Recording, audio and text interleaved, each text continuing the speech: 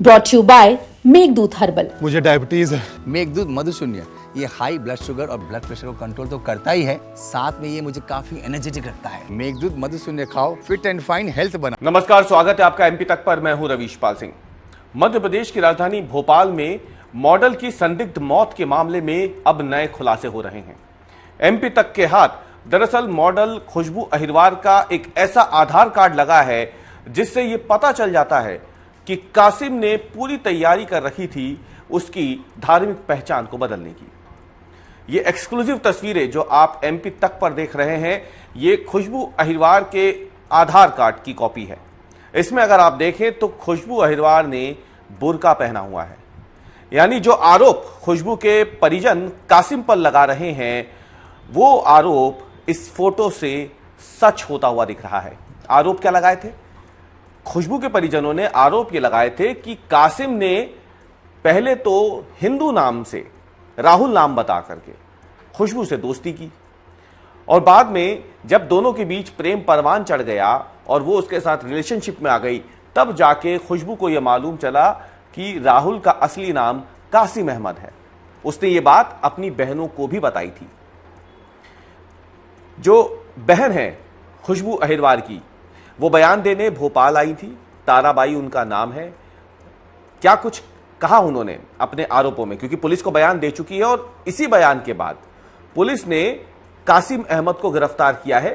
हालांकि आपको बता दें कि कासिम अहमद की गिरफ्तारी खुशबू की मौत के मामले में नहीं हुई है। ये उसके खिलाफ जो पुराने मामले थे, यानी मारपीट, जाति सूचक गालियां देना और धर्म परिवर्तन के लिए दबाव बनाना, उन धाराओं के तहत उसकी गिरफ्तारी हुई है। इस एफआईआर का और इस गिरफ्तारी का खुशबू की मौत से फिलहाल कोई लेना देना नहीं है। वो एक अलग केस है जिसकी जांच खजूरी थाने में चल रही है और ये जो एफआईआर दर्ज हुई है ये भोपाल के छोला थाने में दर्ज हुई है, जहां खुशबू रहती थी लिव इन रिलेशनशिप में कासिम के साथ। पहले सुनिए कासिम के ऊपर क्या कुछ कहना है खुशबू की बहन का। हम तीनों बहनें इकट्ठे हुए तो थोड़ी बहुत ऐसी बात बताई थी, पर ज़्यादा सीरियस नहीं थी, हमने ध्यान भी नहीं दिया। दोस्ती वगैरह चलती रहती थी। फिर दीपावली पे हमारे घर आई वो, कुछ दिन दीपावली के पहले।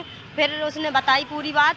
वो बात ऐसी लटेरी में ये बंद था, उसने बोला कि ये राहुल नाम से मुझसे दोस्ती की, चैट की, घूमना फिरना जो भी इनका हुआ हो, बात आगे बढ़ी हो। तो मतलब इसने बताया दीदी, और अभी शराब के उसमें जेल में है, तो मैं हम बताएं इससे फिर अगल होना चाहती थी। उसने बोला, मैंने बोला ठीक है, तुम्हें जब जहाँ जिससे शादी करनी होगी मुझसे करना, और अपनी समाज अभी मरी नहीं है, अपनी समाज के जिंदा है अभी, तो अपने धर्म बदलने का कोई वो नहीं है बेटा, तुमने दुनिया जिंदगी नहीं देखी। तो वो बोली ठीक है दीदी, हम उससे संबंध बंद कर लेंगे। फिर उसने बोला ठीक है। फिर उसके बाद और प्रेगनेंटी वाली बात आई ना, तो सर मैं बताऊं सर, वो 25 या 24 तारीख को मेरे घर पीरियड से थी, मैंने उसे पेट ला के दिया। अगर हाँ यहाँ भोपाल में या फिर और कहीं होती तो मुझे विश्वास नहीं था, मुझे ऐसा लगता हाँ चल हो सकता था, कौन अपने पास थी, पर मेरे घर थी तो मुझे विश्वास नहीं है। वो प्रेग्नेंट थी, तो आप बताएं उनसे, डॉक्टर से पूछ के कितने महीने की थी और कैसे थी, मतलब कैसे थी नहीं, मतलब कितने महीने की प्रेग्नेंट थी। उनने बताया ना प्रेग्नेंट है तो कितने महीने की प्रेग्नेंट है।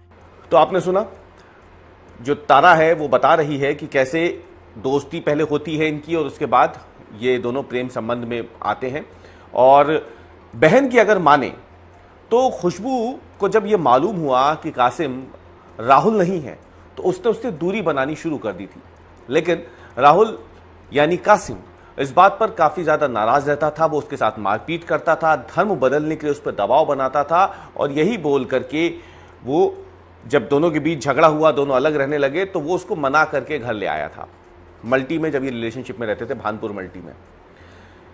खुशबू की बहन का ये भी कहना है कि दिवाली पे जब खुशबू आई थी उसके घर पर, तब वो बहुत गुमसुम सी रहती थी और उससे पूछा था कि क्या बात है, वो इतनी चुप क्यों रहती है। तब उसने बताया था कि राहुल नाम से पहले दोस्ती की, बाद में कासिम निकला, अब मुझे उसके साथ नहीं जाना है, वो मेरे ऊपर शादी का दबाव बना रहा है, जबकि मुझे उससे शादी नहीं करनी है। ये तमाम बातें हुई।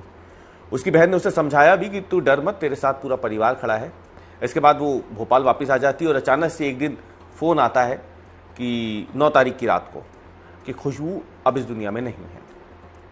ये तमाम बातें एफआईआर में खुशबू की बहन ने लिखवाई है, तारा ने।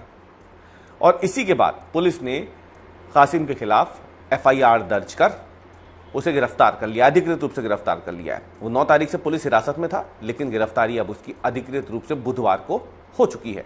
छोला थाने की टीआई हैं, क्या कुछ उनका कहना है इस मामले में, वो भी सुनिए। देखिए, परिजनों ने थाना खजूरी क्षेत्र में एक एफआईआर दर्ज कराया है, जो कि शायद पूर्व की घटना को लेकर, मारपीट को लेकर एक उन्होंने एफआईआर दर्ज कराई है। चूँकि घटनास्थल उसमें हमारे यहाँ की महानपुर मल्टी का होना पाया जाने से वो 0 पर जो एफआईआर हमारे थाने पर ऑन रिकॉर्ड आई, हमने उसको असल नंबर पर दर्ज किया है। अभी हमें इसमें परिजनों से बातचीत करना है और आगे की कार्रवाई करना शेष है। कौन कौन सी धाराओं में आज आपने यहाँ इसमें मारपीट, SC/ST और धार्मिक स्वतंत्रता अधिनियम के तहत। मैम, आज आरोपी को जो है स्पॉट पर भी लेकर गए थे? जी हाँ, हमने स्पॉट वेरीफाई किया है और उसकी गिरफ्तारी करके उसको न्यायालय पेश किया है। तो सुना आपने जो थाना प्रभारी हैं छोला पुलिस थाने की, उन्होंने क्या कुछ कहा है। और इसी के साथ में कई जो नए खुलासे हुए हैं उसमें अब ये स्पष्ट हो रहा है कि कासिम गलत नाम से पहले मिलता है, बाद में वो दोस्ती बढ़ाता है, असलियत सामने आती है तो वो मारपीट शुरू कर देता है, धर्म बदलने का दबाव बनाता है, यहां तक कि आधार कार्ड में उसकी फोटो तक बदलवा देता है। खुशबू जो कि एक मॉडल थी, एक ऐसी मॉडल जो बेहद छोटे से गांव से निकल करके एक बड़े सपने के साथ भोपाल में आती है, पढ़ाई भी अपनी जारी रखती है, पढ़ाई के साथ वो नौकरी भी करती है, मॉडलिंग करती है ताकि खुद का भी खर्चा निकल सके, परिवार की आर्थिक मदद हो सके, क्योंकि बेहद गरीब परिवार से वो आती थी, गांव से, सागर जिले के एक गांव से। तो जाहिर सी बात है काफी बड़े सपने थे जिस लड़की के, और जो आगे बढ़ना चाहती थी, खुले विचारों की थी, उसे बुरके के साथ उसकी फोटो जब आधार कार्ड में लगवाई गई तो उससे जो आरोप कासिम पे लग रहे हैं वो कहीं ना कहीं अब सच साबित होते दिख रहे हैं, पुलिस की अगर माने, परिजनों की अगर माने तो। और इसके बाद ही 3 अलग अलग BNS की 3 धाराएं हैं, इसके साथ ही 2 धाराएं लगाई गई हैं धार्मिक स्वातंत्र अधिनियम की, जो कि 2021 में पारित हुआ था, और इसके साथ ही SC/ST एक्ट की भी 2 धाराएं लगाई गई हैं, क्योंकि आरोप यह भी है कि कासिम जाति सूचक गालियां देता था खुशबू अहिरवार को और मारपीट करता था, जिसलिए BNS की धाराएं लगी है। और बुरके वाली फोटो आधार कार्ड की वो पुलिस के हाथ लग चुकी है। इसके साथ ही आरोप है परिजनों के कि धर्म बदल करके उसने पहले अपनी पहचान छिपा करके दोस्ती की थी, बाद में नाम पता चला, तो इसलिए धार्मिक स्वातंत्र अधिनियम भी लगाया गया है।